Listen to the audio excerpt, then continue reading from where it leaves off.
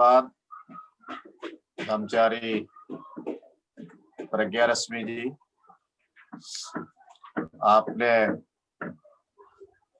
सच्चाई को बता करके हमारा मार्गदर्शन किया है। सही में हमारा ये जो जीवन है बहुत सुंदर है और उसका जो हमें वरदान मिला है वो प्रकृति का मिला है और उसी वजह से हम एक दूसरे के साथ आज शेयर कर रहे हैं।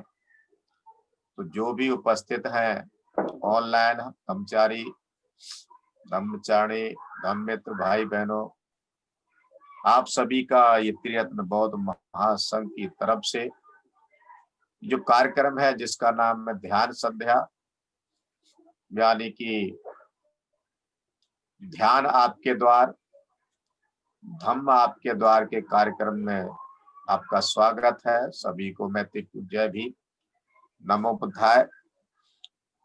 और प्रज्ञा रश्मि जी, आज मैं पीसी से नहीं चला रहा हूँ, मोबाइल से चला रहा हूँ, तो आप देख सकते हैं कौन है कौन नहीं क्या है। मुझे नहीं मालूम है, आज पीसी काम नहीं कर रहा है, विशेषकर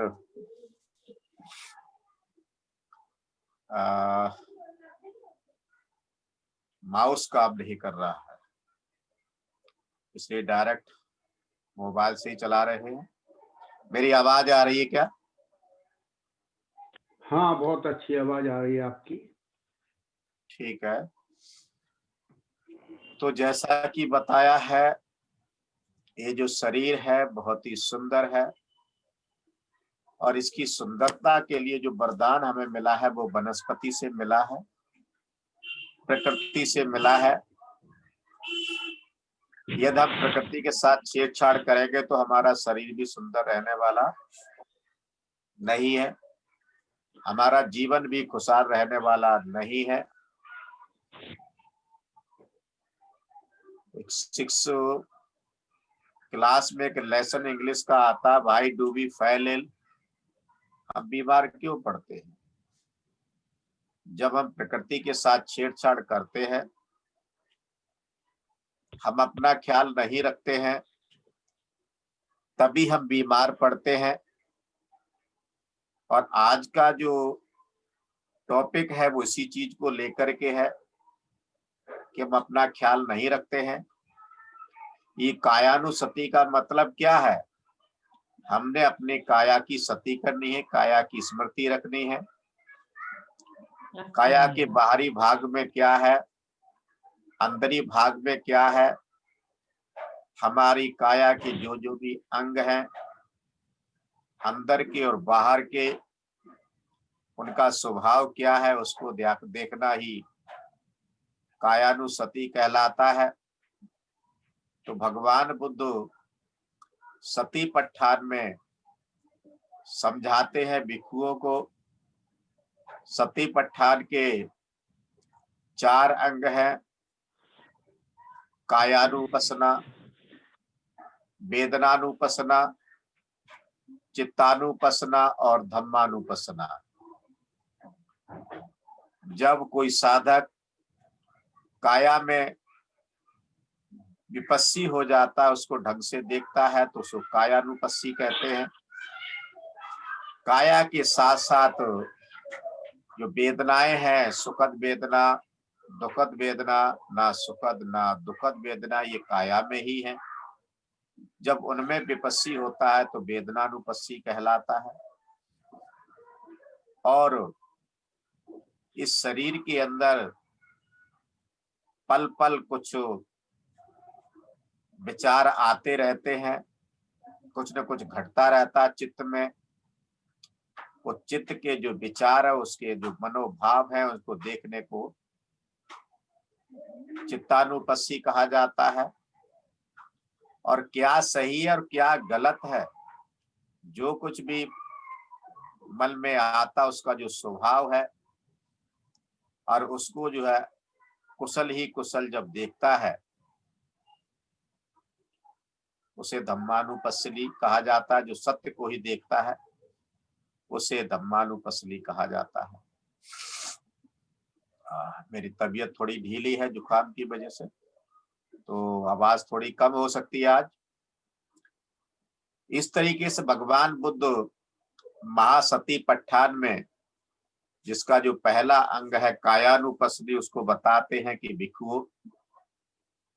भिक्षु पैर के तलवे से ऊपर, केश मस्तिष्क से नीचे, इस काया को नाना प्रकार के मलों से पूर्ण देखता है, अनुभव करता है। इस काया में है केश, रोम, नख, दांत, चमड़ा, मांस, स्नायु, अस्थि, अस्थि के भीतर हड्डियों के बीच की अंदर की मज्जा, वृक्क, हृदय, यकृत, क्लोमक, प्लीहा, फुफ्फुस आदि, पतली आंत, उदर की वस्तुएं जो कच्ची या पकी हुई अंदर है, पाखाना, कफ, पीप, लोहू, पसीना, मेद, आंसू, बसा, लार, नासा, मल, जिसकी वजह से मेरी आवाज नहीं ढंग से निकल रही आज, लसिका और मूत्र। तो भिक्षु नाना अनाज, साली, धान व मूंग, उड़द, तिल, तंदुल से दोनों मुंह से बंधे हो,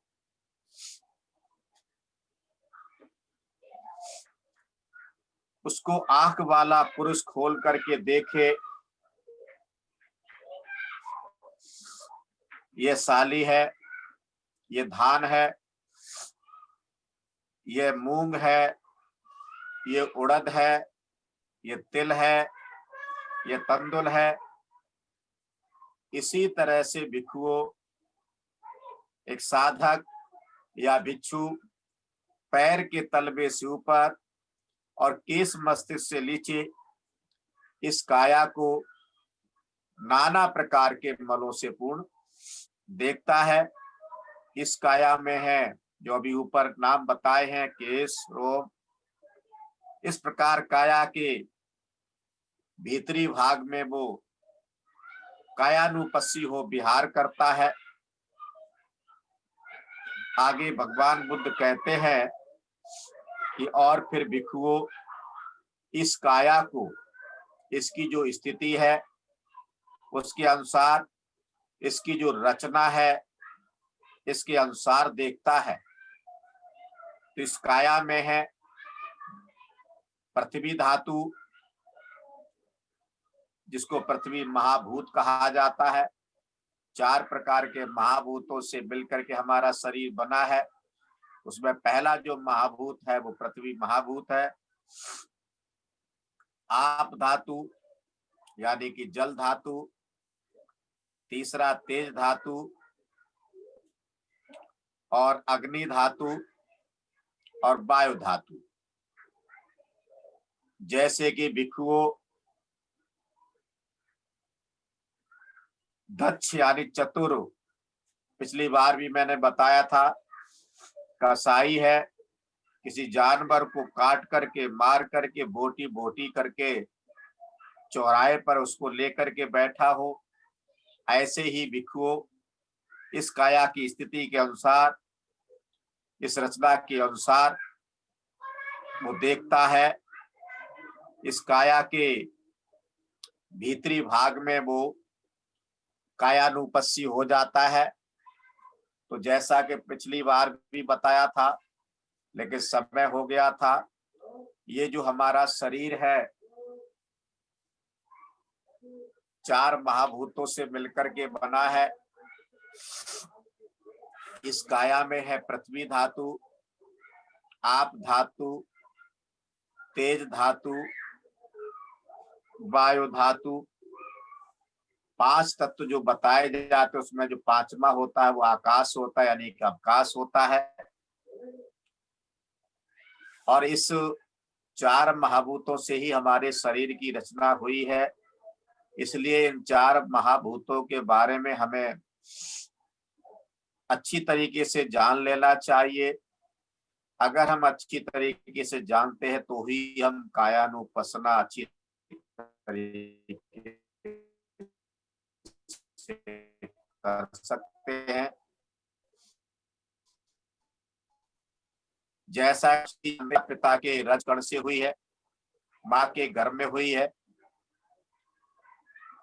और शरीर से बाहर आने के बाद यानी जन्म लेने के बाद तब से लेकर के अब तक हम कुछ न खा रहे हैं। कम से कम 3 बार हम पृथ्वी धातु के रूप में बाहर से ले रहे हैं और उससे बाहर शरीर का विकास हो रहा है। इसी तरीके से हम दिन भर कुछ न कुछ आप धातु का प्रयोग बाहर से ले रहे हैं और छोड़ भी रहे हैं, जिससे हमारा जीवन चल रहा है। जो पृथ्वी धातु है, इस वायुमंडल में जितने भी ठोस वस्तुएं हैं उन सबका हम उपयोग कर रहे हैं, ठोस रूप में ले रहे हैं और छोड़ रहे हैं। एक तरफ तो हम ले रहे हैं, दूसरा हमको छोड़ भी रहे हैं। तो इसमें हम कह सकते हैं ये पृथ्वी धातु मेरा नहीं है, क्योंकि एक तरफ हम ले रहे हैं तो दूसरी तरफ छोड़ भी रहे हैं। इस शरीर में मैं मेरा नाम की कोई चीज नहीं है। दूसरी तरफ जब आप धातु का प्रयोग जो भी हम कर रहे हैं वो सब बाहर से ही आ रहा है और बाहर ही जा रहा है। तो इसमें भी ये जो आप धातु मेरा नहीं है और मैं आप धातु नहीं हूं, यहाँ भी मेरा मैं नहीं हूं। तेज धातु है, हीले से, सूरज की रोशनी से ये सब मिल रही, जिससे हमारा शरीर आवागमन एक्टिविटी करता है। तो एक तरफ से हम तेज धातु भी ले रहे हैं और दूसरी तरफ छोड़ रहे हैं। इसमें भी मैं तेज धातु नहीं हूं और ना ही मेरा तेज धातु है। इसी तरीके से जो वायु धातु है, महाभूत है ये, तो हम जन्म से लेकर के अब तक हम सांस ले रहे हैं तो दूसरी तरफ हम छोड़ भी रहे हैं। बाहर से ही हम ले रहे हैं और बाहर ही हम छोड़ रहे हैं।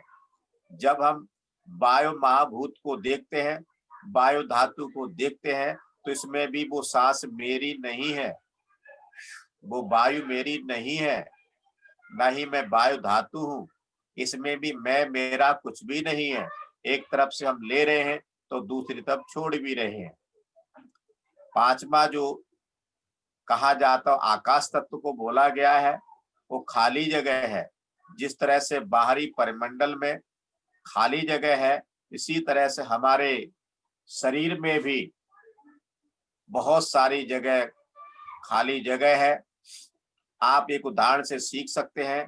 आपने खाना खा लिया है, भर पेट है, दोबारा से कोई आपके सामने खाना लाता है तो आप क्या कहते हैं कि मेरे अब कोई खाली जगह नहीं रही, यानी कि भर गई है। तो हमारे शरीर में भी खाली जो जगह है वो बाहरी जो है उससे है। हम जहां भी बैठे हैं, हमारे आसपास भी ऊपर नीचे दाएं बाएं चारों तरफ खाली जगह है। तो ये जो वो अवकाश है, वो आकाश तत्व है, उसकी विशालता को, उसकी शून्यता को हम समझ सकते हैं। तो जैसा कि अभी बताया है, भगवान बुद्ध कहते हैं कि हमारा जो शरीर है 4 महाभूतों से बना है।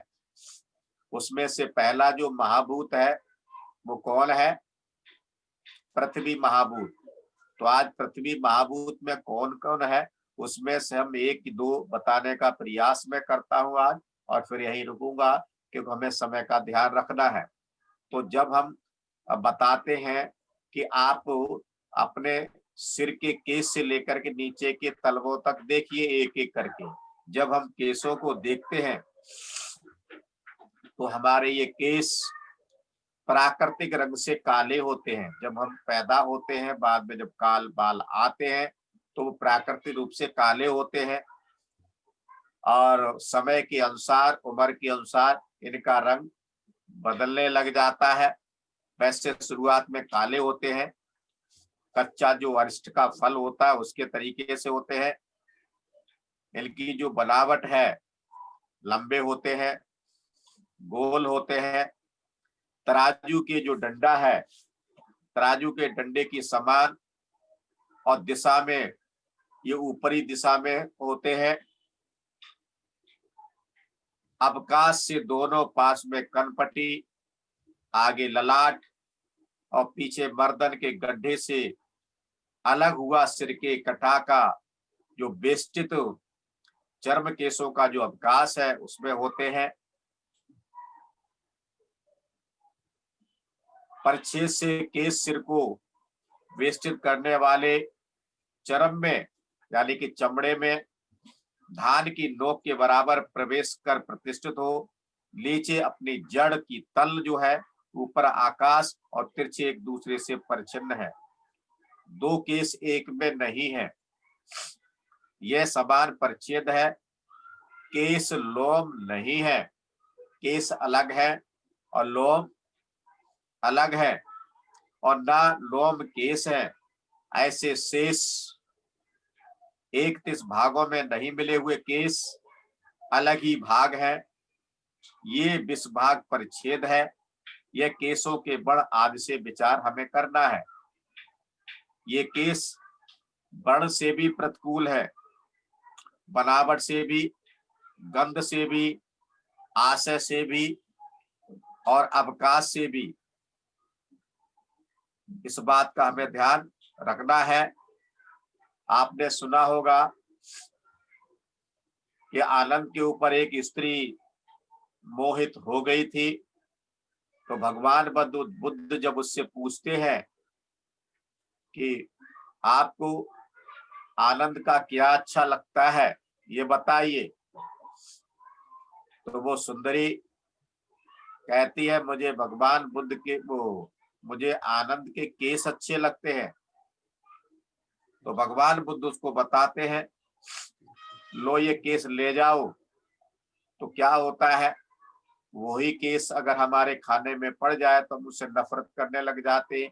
यहाँ तक हमने देखा कुछ लोग खाना भी छोड़ देते हैं। और उन्हीं केसों को हम जब हमारे सिर पर अच्छी तरीके से जब होते हैं तो उनकी कितनी सेवा करते हैं, लेकिन वही केसों में से एक केस अगर एक हमारे खाने में पड़ जाए तो हम कितनी घृणा करने लग जाते हैं। इस प्रकार से बनावट के ये प्रतिकूल है। हम इसकी सेवा करते हैं, तेल लगाने से, धूप आदि में लगाने से, कई तरह सजाते भी हैं। कुछ लोग अलग अलग तरीके से भी सजाते हैं। इस तरीके से हमें इन केसों को देखना चाहिए। जैसे कि गंदगी के स्थान में गांव के मैले से उत्पन्न सूप बनाने के पत्ते नागरिक मनुष्यों के लिए घृणित होते हैं, परिभोग नहीं करने के योग्य होते हैं, यानी उपयोग करने के लिए नहीं होते हैं। ऐसे केस भी पीप, लहू, पेशाब, पाखाना, पित्त, कफ आदि के विपाक से उत्पन्न होने से घृणित है। यह उनके आशय से प्रतिकूल होता है। इसको हमें इस तरीके से देखना चाहिए। जैसे केसों की, ऐसे ही सब भागों की वर्ण, बनावट, गंध, आशय, अवकाश के अनुसार 5 प्रकार की प्रतिकूलता जाननी चाहिए। वर्ण, बनावट, दिशा, अवकाश, परिच्छेद से सभी को अलग अलग विचारना चाहिए। यहाँ पर इसी का दूसरा जो हिस्सा आता है केस का, जिसे लोम कहते हैं। लोम प्राकृतिक रंग के केसों के समान एकदम काले नहीं होते हैं, वे भूरे रंग के होते हैं। बनावट से सिर से झुके हुए ताड़ की जड़ के बनावट जैसे होते हैं। दिशा से दोनों दिशाओं में होते हैं। अवकाश से केशों के प्रतिष्ठित होने के स्थान तथा हाथ पैर के तलवे को छोड़कर, हाथ पैर के तलवे को छोड़कर प्रायः बाकी का जो बचा हुआ जो शरीर है उसी में बेष्टित करने वाले चर्म में यानी चमड़े में उत्पन्न है। परिच्छेद से शरीर को बेष्टित हुए चर्म में जू सिर के बालों की जो लीक के बराबर प्रवेश करके प्रतिष्ठित हो।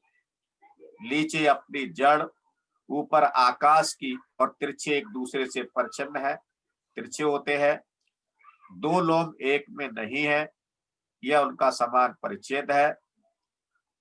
20 भाग परिच्छेद केस के समान ही है, यानी कि दोनों एक ही है, लेकिन इनका रंग रूप आकार अलग होता है। इस तरीके से हमने 4 महाभूतों में से आज जो पहला अंग है वो केस है, इसको हमने और गहराई से देखना है, समझना है। तो आज मैं यहीं रुकता हूं। तो मुझे थोड़ा बोलने में भी तकलीफ हो रही है कि जुकाम पूरे पावर पे है, तो मैं यहीं रुकता हूं।